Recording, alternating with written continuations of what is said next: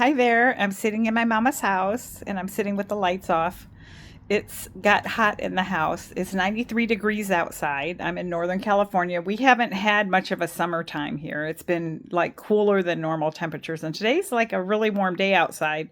And my mom, she likes to keep her house cool. And because this is such a Mediterranean climate where we live, a lot of the homes they weren't built with air conditioning, didn't need them. And then as climate change has happened, more people are getting air conditioning. But basically, there might be 1 or 2 weeks that, you really need it. And my mom doesn't have air conditioning. And she does a super job keeping her house cool. You see these blinds, you can see them. We keep them shut. She likes the door shut after a certain time in the morning because the temperatures will cool off. It's expected to get like 59 degrees at like 5 a.m. in the morning. And I'll leave the doors and windows open because there's bars everywhere. So, nobody's coming in. And it cools off the house. But I'm messed up. And she's in her room right now with a fan. And when she comes out here for dinner, she's going to be pissed. I decided to cook lasagna. This was like really not smart. It heated up her house. It's 80 degrees in here. I don't know if she realizes how hot it got up here because the back of the house is cooler. Where she's at, she's got a fan on. She's going to be mad. She's going to be mad. I looked at the thermostat, it's saying 80 degrees. It's like we haven't had that in here. So yeah, but it's 93 out. So it's cooler in here than it is out there, but she's not out there to know that.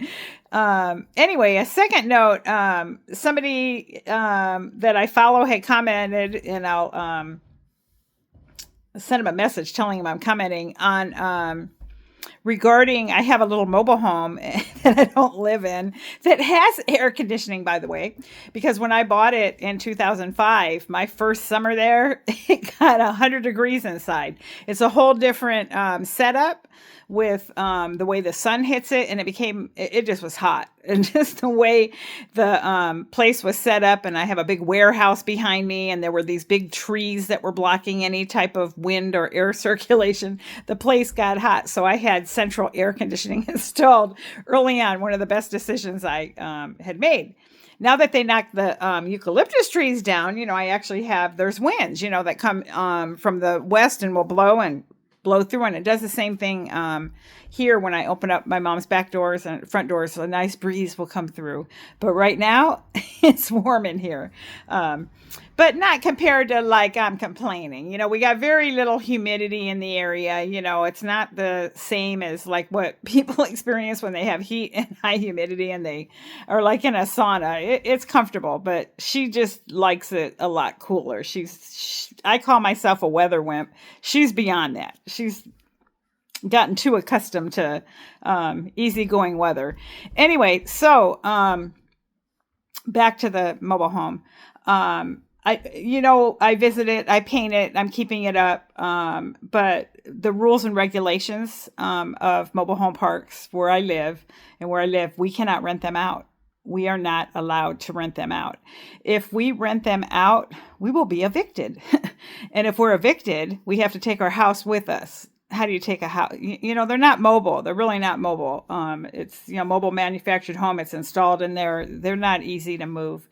And then where are you going to move it to? My home now is 20 years old. It would have to be a lot zone for it, that kind of stuff. And the lots around here are upwards to $80,000, $100,000, $120,000. And some of them don't even have the plumbing and the situation set up. And the ones that are a little bit more affordable are in areas that I don't want to live, so it's already bad enough here.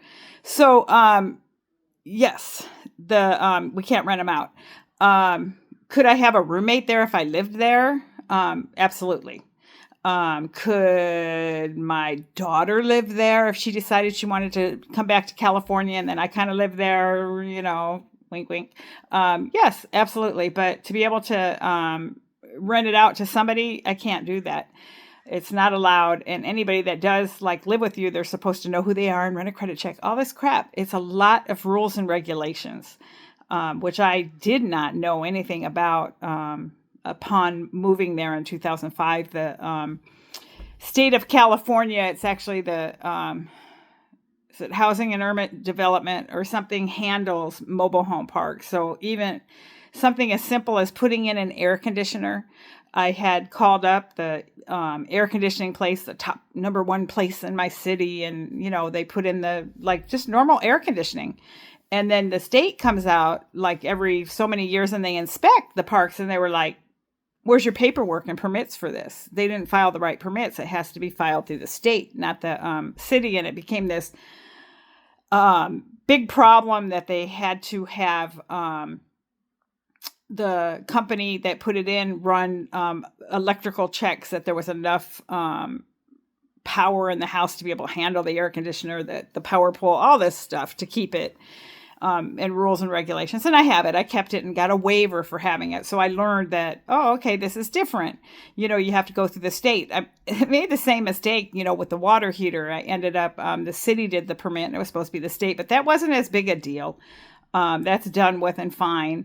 When I had my ramp built, I definitely did that right. It was a state permit, but there's just different guidelines. It's a whole different world, basically. I've seen neighbors that have been have had family members that create riffraff, that type of stuff in the park will say, that person's not allowed to come in the park.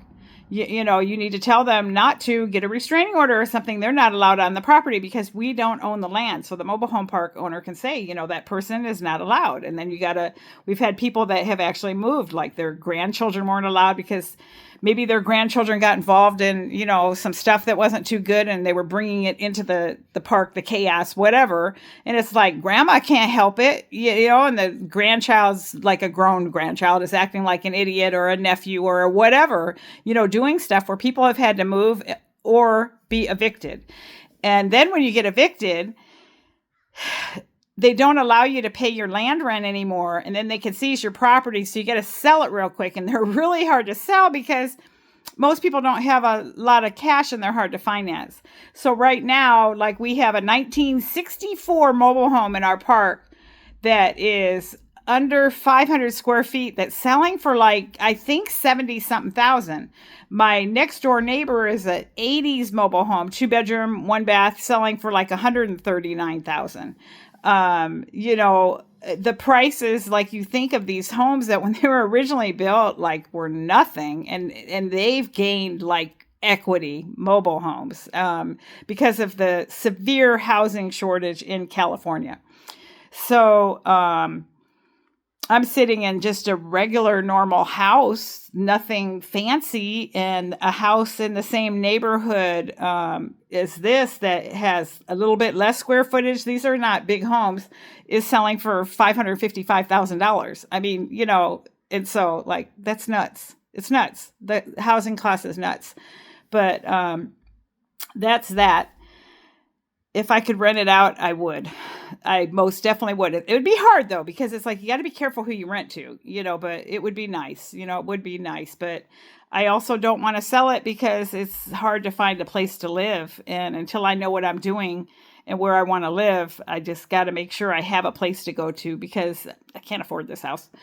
I don't want to be house poor, where you put all your money and everything, all your eggs in one basket, especially in California. One big quake, can be a disaster. Anyway, peace.